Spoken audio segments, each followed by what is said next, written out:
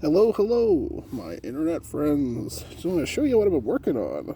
So today I have a little video about these two new knives and the basic differences between the main blades I use for making knives, the Laurin metalli and the Mora. I do use other companies, like I've used BPS, Condor. I have used Spyderco blanks or their mules, and definitely others, but I can't remember them offhand. Heli.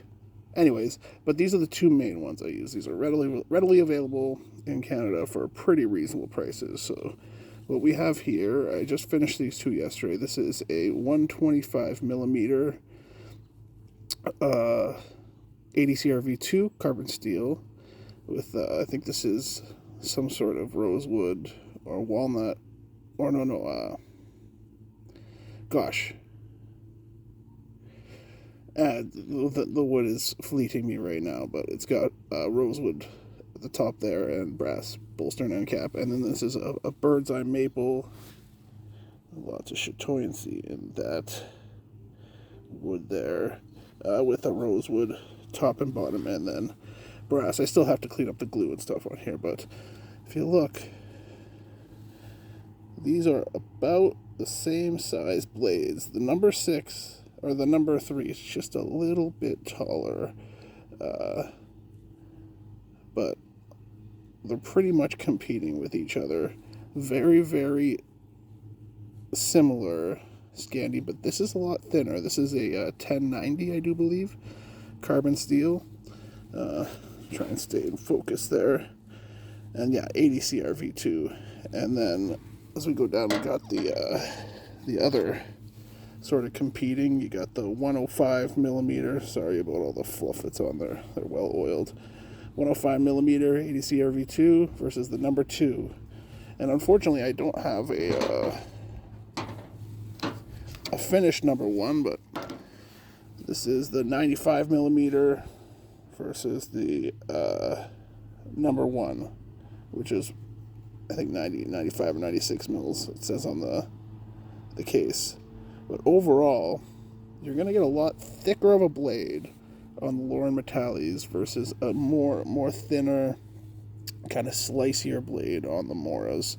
I much prefer this 95 millimeter to this number 1, as you can see by the tang length. This is such a short tang on these. I don't know why they made the tang so short, because the number 2s have a tang that's long enough to peen through the bottom, but the number 1s, yeah, they I guess because they're such small blades, they don't expect you to peen them. I don't know. It looks like this is softened here, so I really don't know why. Because look how small of a handle you could make if you actually wanted the butt to stick out the back. Who knows? But I don't really like working with these because I just have to straight up rely on a glue hold for these, which is not terrible because it's a smaller blade, thin, and you're not going to be hammering on a number 1. Let's just see if there's a difference in, yeah. So the number 3 is thicker than the focus, the number 1. Anyways, I know it's a little bit of a rambling video, but it's important for people who want to make knives. I get a lot of questions on the blanks I prefer, and if I'm going to go for any, I honestly would probably go for the Laurin metalli 95 and 105s, because I really do love how beefy they are, and I prefer ADCRV2 to the 1090 and Moras, but honestly, the number 3 is my new favorite. Just fuck around with blade. They're pretty reasonably priced on the Amazon. Actually, right now, the number 3 is $5 cheaper than the number 1, which is insane to me. This was 26 Canadian and included shipping, and then this was 32.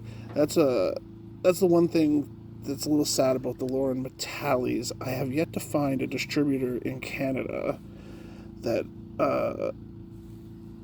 won't, like, when I get them shipped, I won't get like VAT and duties.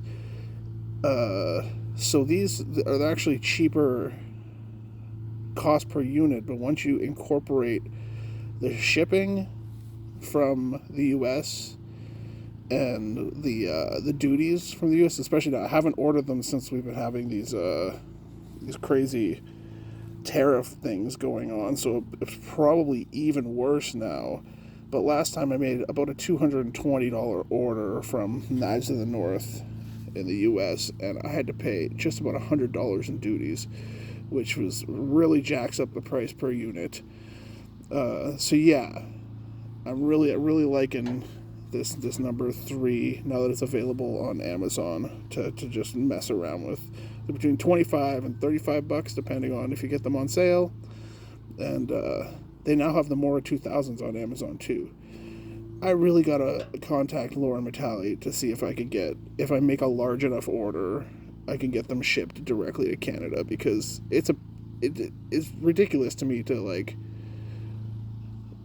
order, and like they order the knives from Europe and then they go to the US and then I order them from the US and they come to me.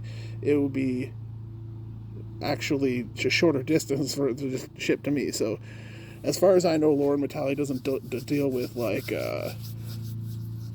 just customers like that, but maybe like I've ordered probably 60 Laurin metalli knives from Knives of the North. Maybe if I contact them and make an offer for, like, if I order 60 different knives, if they'll ship directly to me and if I could get a better price. But anyways, sorry for my rambling.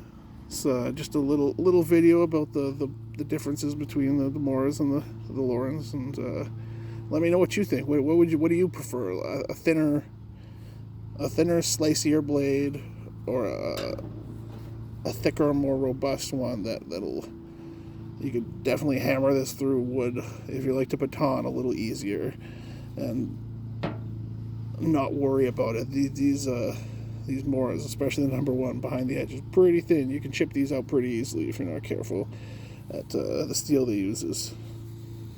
That's why I prefer the 80 CRV2. This stuff I find will hold that edge a little bit better than the 80 CRV2, but this stuff is definitely a little more prone to chipping and